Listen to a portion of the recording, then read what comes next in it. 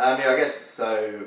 When we originally bought our other house, our old house, it was done via a silent auction.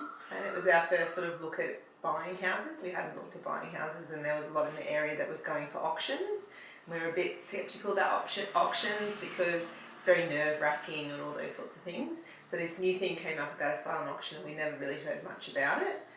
So we thought we might as well give it a go because it was a house that we really liked. We basically saw the house for 15 minutes, really liked the house, and then came home and had to really discuss on how much we were willing to put forward for the house. And that's the biggest thing with silent auction is that you don't know what anyone else is going to bid, so you end up convincing yourself to go higher and higher and higher because it's like, well, what if someone puts in this? Well, we've got to go a little bit more than that. And what if someone puts in that? So we'll go a little bit more than that. So I think when obviously we ended up getting the house and we sort of sat back and looked at it and thought, oh, you know, we probably paid 15 to 20 grand more than what we would have paid if it had just been an open auction or well, not so much an open auction, but just an open offer type. That was sort of our maximum that we were willing to go to.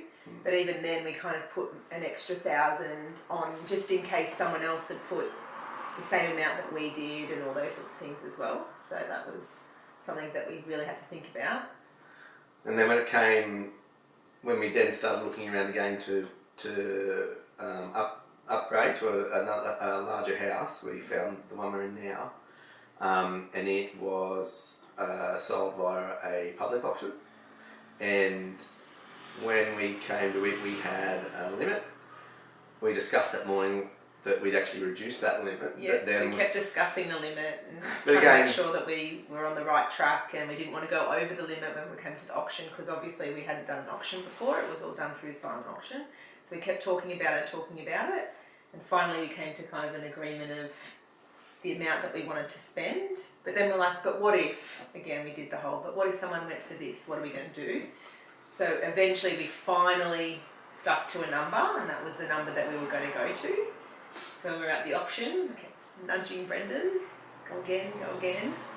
But again, we still didn't go up to our maximum limit because we only went as high as what we were pushed by other buyers. So we still had another 15 to 20 grand in our back pocket that we could have spent, that we didn't, which was good for us. It worked out really good for us.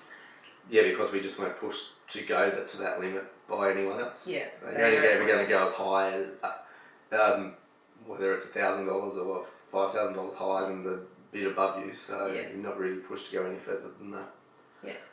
And then when it came time to sell our other house,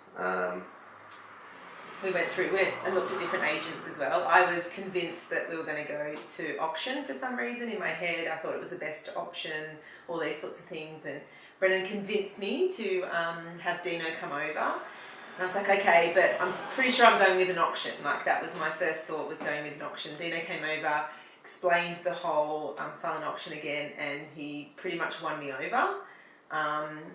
Everything that he was saying was 100% true.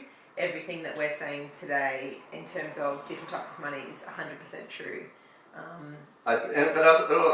There was a couple of factors in making that decision. First of all being the fact that we thought we paid more when we bought through the silent auction, and the fact that we paid less than what we were willing to go to when we went through a public auction. So as the seller, that was definitely a massive advantage for us. Secondly, we were also expecting a baby which would have fallen within the due date fell within about the time that it would have been the public auction. So we thought we had a lot more control around the process when it was a silent auction, because you're not locked into that 4-week period and not locked into the selling on the day. Yeah, and we definitely wanted to sell as soon as we could. We had kind of a long settlement here, but not a huge settlement. So we wanted to make sure everything was done basically before the baby came along. Less stress for me, which helped. And also open houses with a newborn was just not going to happen.